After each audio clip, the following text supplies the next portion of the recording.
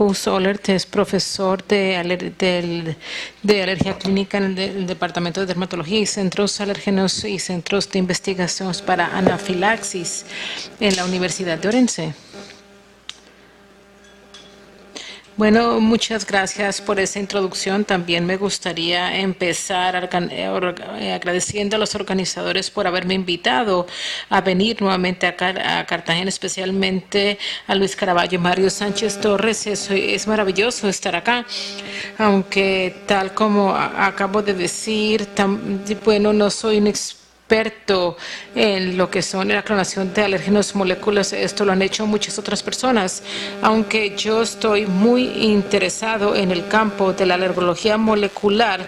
Mi principal enfoque ha sido los insectos, aunque ustedes ya han escuchado que los insectos están relacionados, aunque están lejos de los ácaros. Bueno, como ya se ha dicho antes, yo tengo dos afiliaciones. Yo soy el jefe del Departamento de Investigación en Luxemburgo, y dado que Luxemburgo ha invertido muchísimo en investigación biomédica en los últimos 10 años. Aún no tiene una facultad clínica de medicina. También soy profesor de alergología clínica en el sur de Dinamarca, en Odense. Bueno, primero que todo, a mí me gustaría ver los posibles conflictos de Enterero, el cofundador de las empresas de los... y también soy parte de una compañía asesora terapéutica. Bueno, entonces la alergia de ácaros, y yo pienso que ustedes ya han escuchado eso, especialmente en la mañana, pero ahora también en la primera presentación de la tarde, es que es una causa principal de la carga de enfermedades mundial mediadas por IgE cuando hablamos acerca de dermatitis atópica, asma o rinitis. Y el día de hoy ya habíamos discutido y tocado unos temas acerca del impacto real. En muchos artículos de revisión dice el 52% de la población global, pero tal como se discutió antes, esto puede estar bien subestimado, como hemos aprendido de las presentaciones anteriores. Y hemos escuchado el ejemplo excelente de lo que se llama un experimento natural o un experimento de la naturaleza, que son los migrantes que vienen a Singapur y en unos pocos años han desarrollado alergia a los ácaros o sensibilidad a los ácaros, lo que generalmente genera una enfermedad alérgica en casi el 70% de algunas regiones del mundo. Se calcula que incluso hasta un 90% pueden estar sensibilizados a los alérgenos de los ácaros. Bueno, ¿qué pruebas diagnósticas aplicamos en la alergia de los ácaros? Sí, claro, bueno, necesitamos inspecciones físicas, pruebas de desafíos, se necesitan provocaciones, se necesitan eso. Base que todo es la base clínica para los doctores americanos que tratan y diagnostican pacientes. Y bueno, muchos de ustedes aún pueden aplicar la prueba de piel como la segunda base de nuestra rutina diaria y de diagnóstico del paciente, donde hemos podido aplicar extractos de alergenos a la piel del paciente, y después eso viene a través de la vinculación de IgE y las células de referencia de mastocitos que generan una respuesta. Bueno, y la tercera columna del diagnóstico serían las pruebas de laboratorio, dado que desde que se detectó IgE, hace más de 50 años, nosotros lo hicimos con extractos por muchos años, pero el último desarrollo del diagnóstico de la alergia es un diagnóstico resuelto por los componentes, cuando podemos ver que hay más alérgenos recombinantes que han sido disponibles para propósitos diagnósticos. Esto no ha sido tan utilizado en la alergia de ácaros aún, y ahora les voy a dar ejemplo que también pueden tener lógica, pero claro, también podríamos ahora aplicar algunos de los alérgenos que están disponibles a nivel rutinaria, otros que no, y hay otros que aún necesitan estar desarrollados o poder generarlos a plataformas de rutina clínica, pero hay varias opciones que voy a detallar en unos minutos. Bueno, yendo a la perspectiva histórica, ha pasado mucho tiempo desde que los primeros alérgenos y después de la detección de la IgE, los primeros alérgenos han sido clonados y ahora hemos podido llegar a la utilidad clínica de cómo utilizar los alérgenos moleculares en la práctica clínica diaria.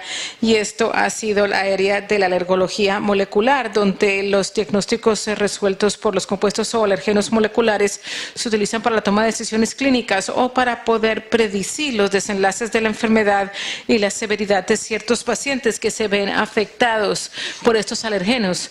Así que esto genera la enfermedad. Entonces, ¿por qué necesitamos los alérgenos moleculares para diagnósticos específicos de IgE?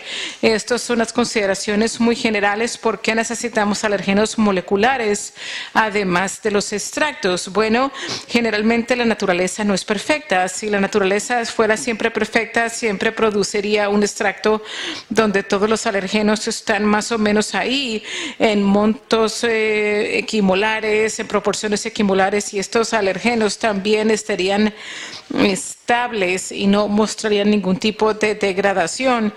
Y entonces podrían tener una base de extractos base en las que se pueden apoyar. Pero bueno, la naturaleza es perfecta y tenemos muchos ejemplos de que la naturaleza produce un extracto que después se utiliza para propósitos diagnósticos donde un alérgeno, por tanto, es muy abundante y otros tienen una concentración baja. O la naturaleza produce un extracto de ciertos alérgenos a través del procedimiento de extracción, ya sea que muestra una tendencia hacia la degradación autolítica. Y bueno, pueden haber muchos motivos y esto se resume más o menos aquí, donde dice que se pueden tener extractos donde hay unas concentraciones de alérgenos insuficientes y que están ahí en los extractos naturales que ya los suministró la naturaleza, de que ciertos alérgenos se expresan de manera muy baja y es difícil tenerlos en montos adecuados en un extracto natural para diagnósticos, o se pueden tener pérdida de epitopes en tales extractos a través de las tecnologías de ensayos. Usted tiene que enlazarlos en los alérgenos. Esto puede mascarar los epitopes y puede generar una estabilidad de los alérgenos, porque podrían ser factores de protección naturales y extractos que se pierden en la purificación o la purificación parcial, y después el alérgeno se torna inestable, se degrada. O se pueden tener proteasas que también son bastante propensas a la pérdida de los epitopos. Y bueno, no solamente en el campo de la inmunoterapia, pero también en el campo de los inmunodiagnósticos, podemos ver que las compañías que están produciendo los extractos para el diagnóstico, ellos generalmente están haciendo el control de calidad de acuerdo a los alérgenos abundantes. Tienen reactivos abundantes para los alérgenos, pero no para lo que digamos los nuevos detectados, que también pueden ser importantes. Generalmente el control de calidad de estas empresas está un poquito atrás lo que está saliendo, y por eso es que no son perfectos. Y no podemos echarle la culpa por esto, pero esto está en efecto. Bueno, ¿cómo podemos resolver esto? La única solución sería utilizando, donde creemos dificultades con los extractos, solamente podemos poner esto utilizando un alérgeno recombinante y utilizándonos para los procedimientos diagnósticos.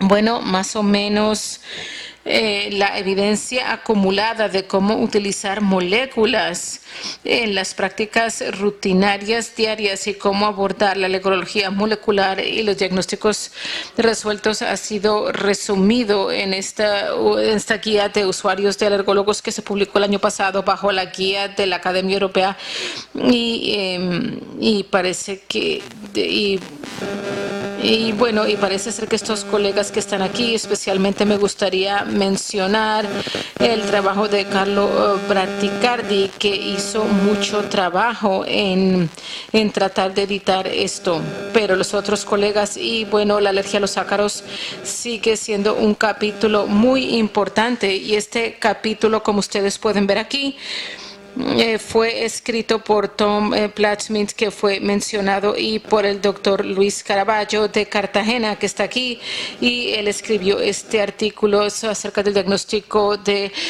la alergia a los ácaros y también en la alergia a las cucarachas. Y bueno, ustedes ya vieron esto antes. Nosotros más que todo nos estamos enfocando y estamos hablando acerca de diagnóstico del gliomas y de la farine también. Y como ustedes pueden ver en la próxima diapositiva, esto no es sorprendente que la mayoría de los alergenos, esto fue el estatus que para definir alérgenos en el 2016 ha sido clonados en teracinos en farine y también en Plomio tropicalis.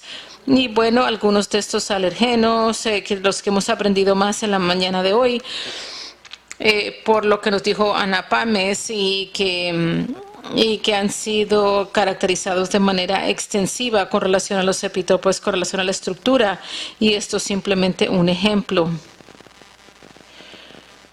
Bueno, nosotros también sabemos, y esto también está resumido en muchos artículos de revisión, mucho acerca de la bioquímica, de la naturaleza bioquímica de estos alergenos, y bueno, ya lo mencionamos con anterioridad, que todo de verdad son comunes en diferentes de estas especies. Así que podemos encontrar la clase 1, la clase 2 en todas estas ácaros. De pronto tiene una diferente calidad en términos de patrones de expresión o en términos de relevancia, pero ellos están aquí y pueden ser un motivo para la reactividad cruzada, pero no necesariamente lo tienen que hacer. El motivo para la reactividad cruzada, como la homología en todos los elementos que no siempre refleja todo. Bueno, como las características estructurales, entonces también juegan un rol importante. Y bueno, esto lo tomó el artículo descrito por Tommy Borluis. Ellos acaban de suministrar este esquema de los alergenos importantes mostrando la reactividad cruzada. Estos son los naranjas o alergenos maduros para el Phalomium tropicalis. Y bueno, nos gustaría ahora discutir un poquito en mayor profundidad las ventajas de utilizar, por qué debemos utilizar los alérgenos a los ácaros en pacientes con alergias a los ácaros. Bueno, hay una consideración general, especialmente en esta guía que se muestra aquí, que estamos tratando. Que de pronto pueden haber situaciones donde el extracto es subóptimo, pero las moléculas pueden resolverlo. Este es el caso de la monocentralización, pero en aquellos pacientes que tienen polisensibilización se hace más difícil. Entonces, las moléculas pueden tener sentido para resolver esto en un paciente determinado. O si usted quiere definir los riesgos para el desarrollo o de la reacción clínica o de tener un riesgo para exacerbar, entonces también puede haber la molécula que tiene el poder predictivo para poder tener estas predicciones. Por ejemplo, en la alergia al maní, nosotros sabemos que el NRH2 o el NRH6 están asociados con un mayor riesgo de reacciones severas, y esto sería una historia muy similar para las alergias, pero se necesita muchos estudios clínicos para poder resolver esto y para poder definir estos alergenos que son irrelevantes, o si también tiene una baja abundancia de un alergeno en un extracto. Esto solamente puede resolverse a través del abundante recombinante, pero en este caso uno puede asegurar que el alergeno está ahí en el ensayo. Usted quiere medir el IgE del paciente, y claro, lo mismo aplica para los alergenos que tienen una baja estabilidad y también tienen las moléculas o la solución ideal, así como alérgenos de baja abundancia. Entonces, bueno, viendo ahora cómo podemos aplicar esto a la alergia de ácaros, podemos ver un abordaje más común, y esto está tomado de Louis and Tom.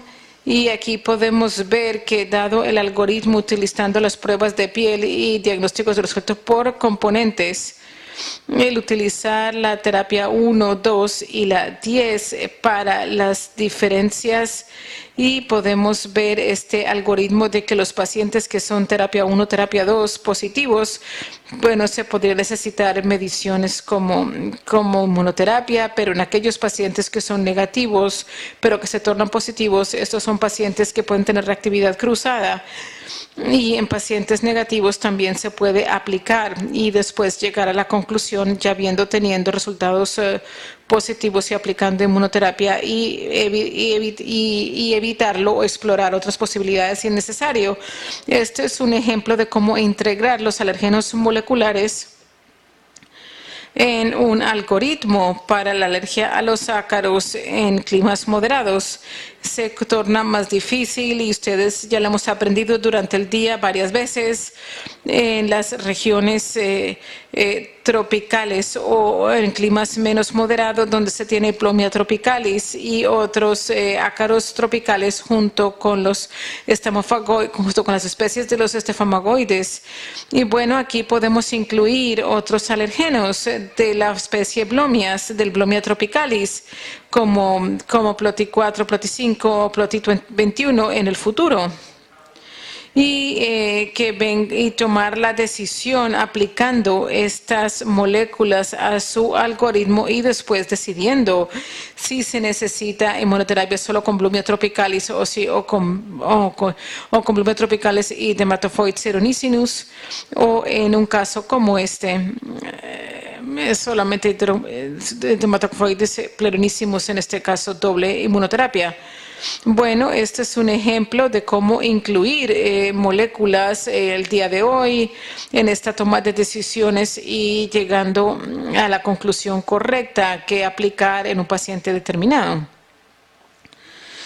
Y bueno, claro, tenemos el tema de la reactividad cruzada, este concepto de tener alergenos marcados y marcadores reactivos cruzados. Aquí vemos para el Blomia, para la Desmorgophagoides, para la cucaracha, y de esta manera usted puede utilizarlos para poder definir cuál es el alergeno, pero también pueden utilizar estas alergenos de reactividad cruzadas como las tropomicinas o otras que están aquí que pueden indicar una reactividad cruzada que puede ser importante en un paciente determinado. Bueno, ahora lleguemos a un ejemplo donde tenemos una poca abundancia de un alergeno y esto ha sido, ya lo ha mostrado muy bien en ciertas publicaciones. Esta es una de ellas que considero que es importante citar, donde Susana Bertula y su grupo nos han demostrado que los extractos de varios proveedores de extractos para diagnósticos y para inmunoterapia de verdad tienen unos contenidos altamente variables y de alergenos, y yo no voy a entrar en detalle de cuáles son estos. Entonces podemos ver que los alergenos tienen muy buenos alergenos como el Tri-BT23, entonces pueden ver. Entonces, esto parece ser que es un alergeno importante que tiene una relevancia clínica elevado y está subrepresentado en los extractos porque su abundancia en la naturaleza es baja, su nivel de expresión es bajo, como pueden ver, aunque los pacientes muestran que hay una alta prevalencia de un eje específico, así como lo mostró Susan y Berta. Y bueno, como escuchamos esta mañana de manera independiente ahora en los Estados Unidos, se ha demostrado, aquí podemos ver que es un alergeno importante, aunque en la clonación molecular y en el análisis estructural de este alergeno me ha mostrado que no hay evidencia. Entonces, como podemos ver cómo este alergeno es tan potente durante tiempo para inducir la reactividad, para inducir el IgE. Y bueno, se ha hipotizado. Entonces, tiene que hacer una activación adyuvante a través del enlace con quitina, pero habría que esperar a ver cuál es el motivo para que se dé este potencial tan enorme en este alergeno de poca abundancia y poder inducir así la reactividad IgE de manera tan eficiente.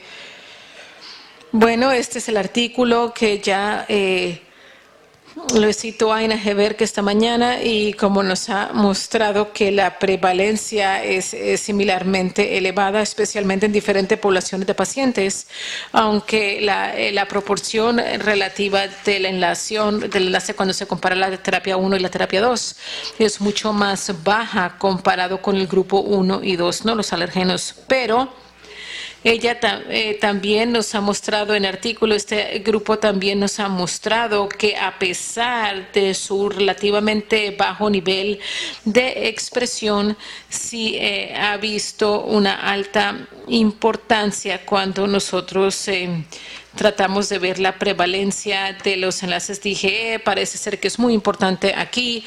Es la segunda más importante cuando la comparamos a los niveles de expresión y aquí podemos ver que es la segunda después de la terapia 2.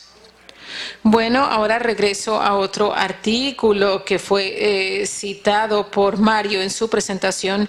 Yo pienso que es muy importante esta publicación por el grupo de Paulo Marticalis de Brasil y muchos autores a lo largo de toda Europa y en este artículo y en Italia y en Viena. Y bueno, lo que ellos han hecho acá es que ellos trataron de ver la prevalencia del desarrollo de IgE durante los primeros 20 años de vida en un estudio de cohortes muy interesante de Berlín, el MAS, y pueden ver acá que la terapia 1, la terapia 2 y la terapia 23 tienen que ser diferenciadas como los alergenos inmunodominantes del dermatofoides, pero ni sinus, y también vieron los alergenos de los ácaros, aquellos alergenos que tienen una capacidad más baja de inducir el IgE. También fueron investigados y también otros alergenos menores que, claro, podían haber tomado otros o añadido otros, pero simplemente para tener un tercer grupo de alergenos menos relevantes.